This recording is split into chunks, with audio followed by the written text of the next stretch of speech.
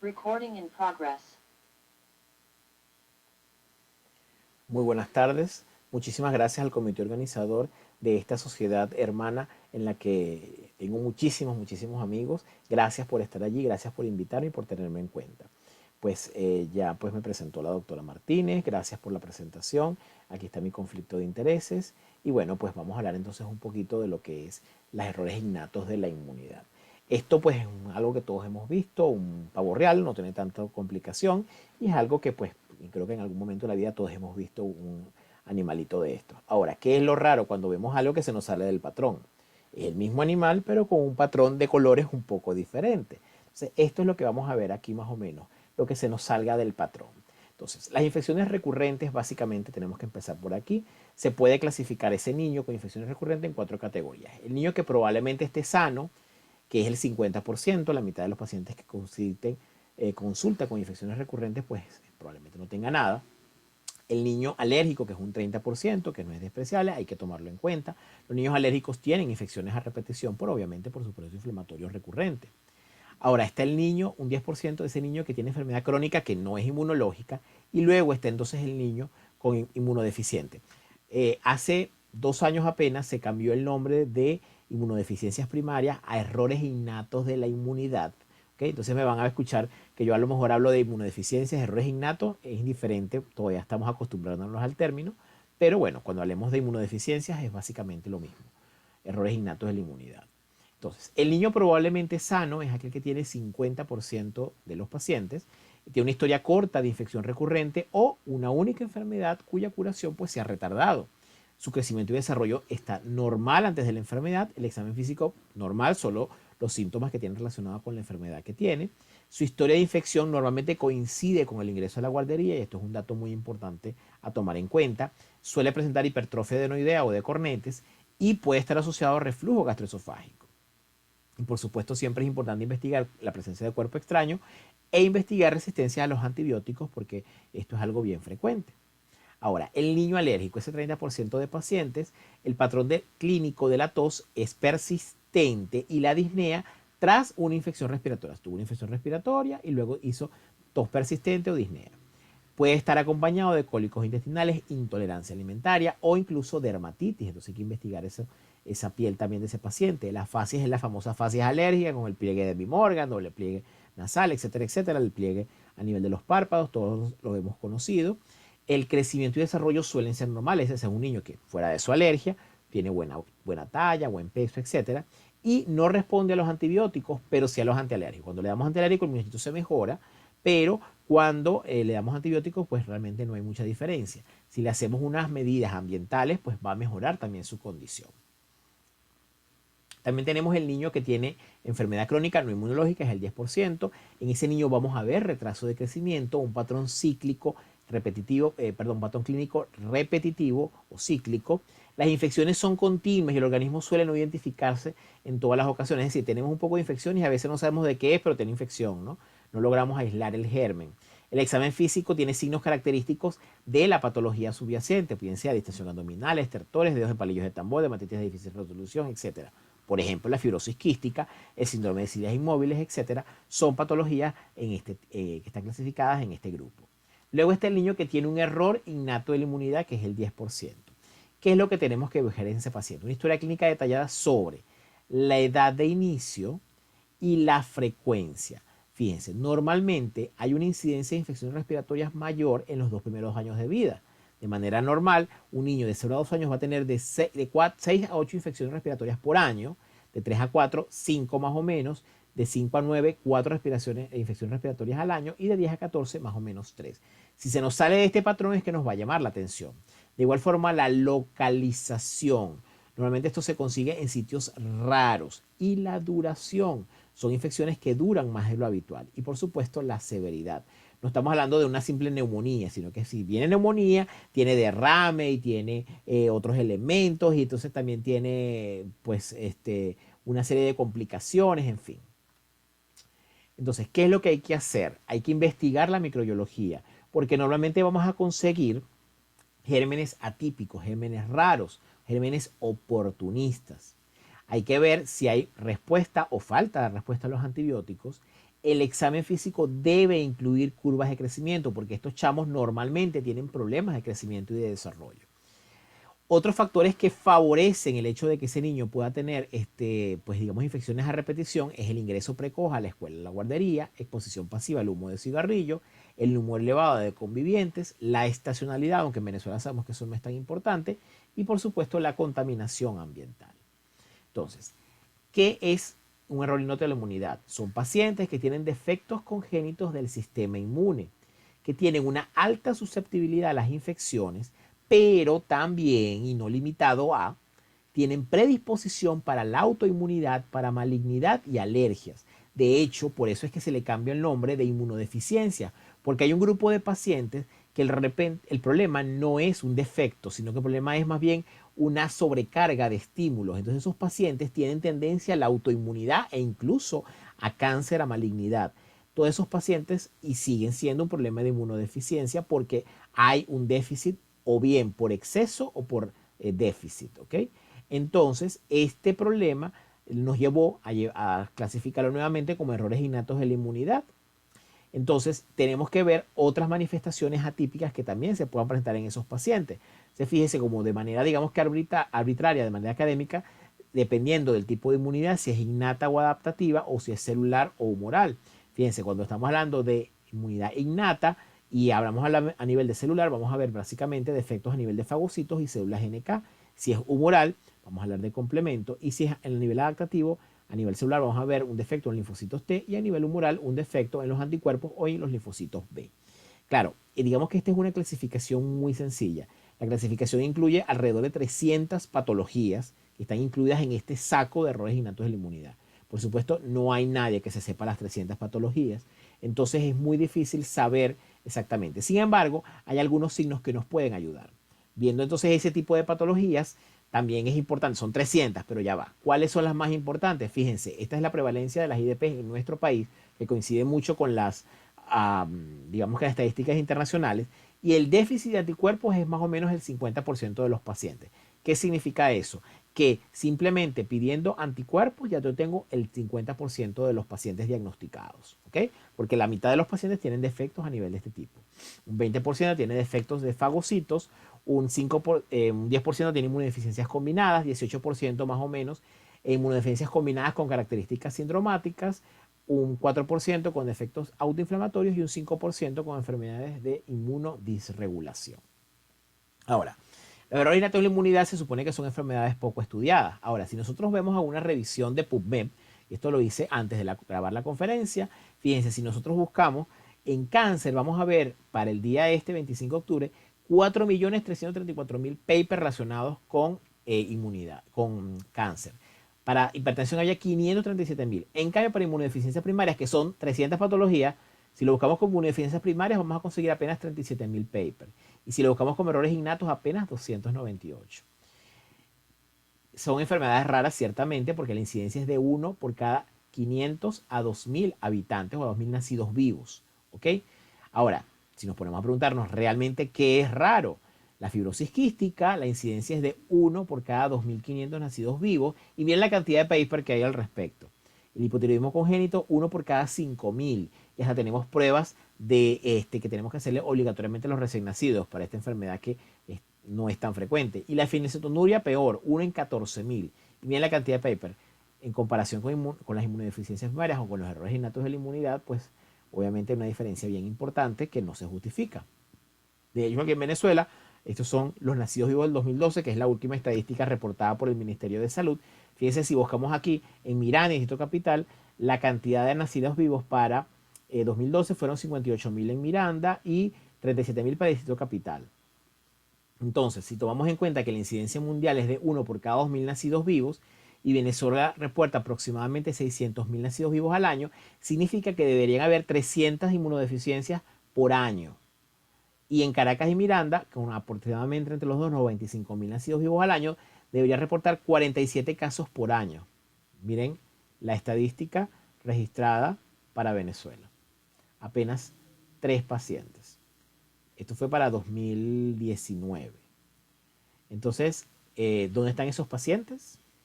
Hay un subregistro, ausencia de diagnósticos. Sin embargo, bueno, Para 2015 se habían reportado hasta la fecha 81 pacientes, realmente estos datos fueron posteriores. Hoy en día hay más reportados, por supuesto, hay alrededor de 250 reportados. Lo que pasa es que no hemos hecho actualización de las estadísticas, pero por supuesto, donde más se reportan es en Zulia, Carabobo y Distrito Capital, que es casualmente donde hay mayor cantidad de inmunólogos. Entonces, esto es un problema de salud pública. Esto es lo que nos debe llamar la atención. Fíjense este paciente. Se está agarrando, uno dirá, ay, qué lindo, se agarra su mascarita el solito. Sí, pero ya va. ¿Por qué lo hace? Los niños la mayor parte patalean cuando le colocan la fulana mascarita. Este niño significa que está habituado a que esto sea regular para él. Esto es lo que nos tiene que ponernos a pensar. ¿Será que es un chamo inmunodeficiente? Hay algunas características clínicas que se pueden presentar de acuerdo a la edad y que nos pueden, digamos que, acercar a un diagnóstico. Por ejemplo, un niño de 0 a 6 meses que presenta hipocalcemia, formación cardíaca, fases inusual, podemos pensar en un síndrome de DiGeorge, caída tardía del cordón umbilical con leucocitosis, infecciones recurrentes, un defecto en la adhesión leucocitaria. Y así sucesivamente vamos a ver diferentes síntomas que pueden ser relacionados con uno u otro diagnóstico de patologías. Como dijimos, son 300 patologías para niños de 6 meses a 5 años. Pues hay otros síntomas, digamos que llamativos. Por ejemplo, la parálisis posterior a la vacuna de polio oral nos podría hacer pensar en una gammaglobulinemia no ligada al cromosoma X, infección estafilocóxica recurrente en piel en otras zonas, una facies tosca, el síndrome de hiper-IgE, el albinismo parcial e infecciones recurrentes, que es característico sobre todo lo que es los Andes venezolanos, el síndrome de Chiari-Higashi. Hay que tenerlo en cuenta porque hay un clúster de Chiari-Higashi en nuestro país, en los Andes venezolanos, específicamente en la zona de Táchira. En niños de 5 años en adelante y en adultos, pues vamos a ver otros síntomas. Ahora, ¿qué es lo que tenemos que estar pendiente entonces con estos pacientes y qué es lo que nos tiene que llamar la atención? Número 1, susceptibilidad a infecciones. Son pacientes que tienen infecciones sobre todo por gérmenes atípicos. Gérmenes son recurrentes y son severas. Cuando estamos hablando de recurrentes es que cada 3, 4 meses tienen una infección, y cuando hablamos de severa no es que simplemente tienen una neumonía, sino que es una neumonía que se acompaña de derrame, de piotoras, neumotora, de todas las complicaciones que ustedes conocen mejor que nosotros. Son resistentes al tratamiento. Tú no solamente salen con uno, tienes que ponerle 2, 3 antibióticos, y antibióticos de muy, muy amplia gama, alta gama, para que puedan salir de la infección. Adicionalmente son persistentes. O sea, tú le tienes que poner 21 días de tratamiento para que salgan. O sea, son pacientes que salen de lo común, de la norma. Y por supuesto, las infecciones oportunistas están a la orden del día. Entonces tenemos que tomar en cuenta esto. Un paciente que tiene estas características tiene que llamarnos la atención. Ahora, como esto es algo complicado, son 300 patologías, ¿para dónde vamos con esto? Entonces, nosotros a través de la Red Venezolana de Inmunodeficiencias Primarias hemos hecho estos 12 signos de sospecha. Van a conseguir en la literatura muchísimos, básicamente son 10 los que se hicieron a través de la Jeffrey Model Foundation, que fue el que hizo los primeros 10 síntomas, 10 la tabla. Sin embargo, nosotros agregamos otras más, pues esta tabla es nuestra, es venezolana, y fue hecha con ilustraciones nuestras y por pacientes de nosotros. Entonces, fíjense, vamos a hablar rápidamente de cada uno de ellos. ¿Cómo que sospechamos? Número 1, infecciones muy frecuentes, ya lo dijimos, son muy frecuentes. Ahí vemos en el dibujito 8 más infecciones en un solo año, y con presentaciones atípicas, es decir, no es frecuente que un niño pequeño tenga sinusitis, por ejemplo. Con gérmenes atípicos, ya dijimos, los gérmenes oportunistas, y con edades atípicas. Tuvimos un paciente que recientemente no, mentira, ya la chama está más grandecito, pero que nosotros la reportamos en un congreso porque la chama tenía una infección por virus sincicial respiratorio a los 6 años de edad. Eso tiene que llamarnos la atención. Es una edad atípica, un germen atípico para esa edad. Ese tipo de pacientes tiene que llamarnos la atención. Y son gérmenes recurrentes. Siempre tienen una infección. Tenemos los factores predisponentes. Los antecedentes familiares de inmunodeficiencia hay que investigarlos. La consanguinidad es bastante frecuente. Tenemos que preguntar al paciente si hay muertes infantiles inexplicables en la familia, síntomas similares, los hermanos, los primos maternos, sobre todo porque hay muchas que están ligadas al cromosoma X. Cuando hay más de 2 o más neumonías en un año, obviamente descartando defectos anatómicos u otras condiciones como rinitis gamma, reflujo, tenemos que ya empezar a sospechar de inmunodeficiencias primarias. Cuando hay dificultades para el crecimiento, obviamente descartando causas renales, nutricionales y la presencia de otros síntomas que nos llamen la atención en la desnutrición, tenemos que sospechar también de inmunodeficiencia. Cuando hay infecciones cutáneas persistentes, son pacientes que siempre tienen infecciones recurrentes en la piel, con localizaciones poco habituales. No es que tienen una infección en el brazo, sino que es en el codo, en el tobillo, en la parte posterior. O sea, son localizaciones extrañas. Y obviamente con ausencia de factores predisponentes, pues tenemos que pensarlo. Así como la presencia de granulomas o anomalías de cicatrización, esto tiene que llamarnos la atención en estos pacientes. Infecciones por hongos persistentes en la boca después del año de vida no es lo habitual. Entonces, esto tiene que llamarnos la atención. El uso de antibióticos de manera prolongada, es decir, un paciente tiene una infección, le colocamos normalmente antibióticos por 10, 12 días y ya es suficiente. No, como dijimos hace ratito, estos pacientes tienen una susceptibilidad para infecciones, entonces necesitan 2 y 3 antibióticos y un tiempo más prolongado de lo habitual. Y por supuesto, cuando tienen pacientes con infecciones recurrentes que tienen que tomar estos antibióticos, tiene que llamarnos la atención.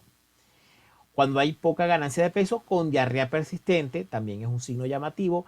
Obviamente hay que descartar la ausencia, cuadros intestinales inflamatorios, pero esta diarrea crónica sin causas explicables, pues nos tiene que llamar la atención, al igual que la autoinmunidad. 1/3 de los pacientes, como dijimos, se presentan con autoinmunidad. Púrpura, anemia hemolítica autoinmune, lupus, artritis, esclerosis, colangitis, vasculitis.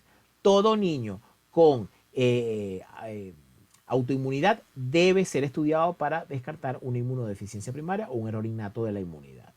Asimismo, infecciones por gérmenes atípicos como cándida, herpes virus, meningococo o micobacterias de manera recurrente, debe ser estudiado ese paciente para descarte de inmunodeficiencias primarias. Entonces nosotros tenemos estos 12 signos que nos van a ayudar a ver. Ahora, ¿para dónde vamos con eso? Una vez que tenemos esa sospecha, ¿para dónde vamos? Pues básicamente vamos a hacer el diagnóstico.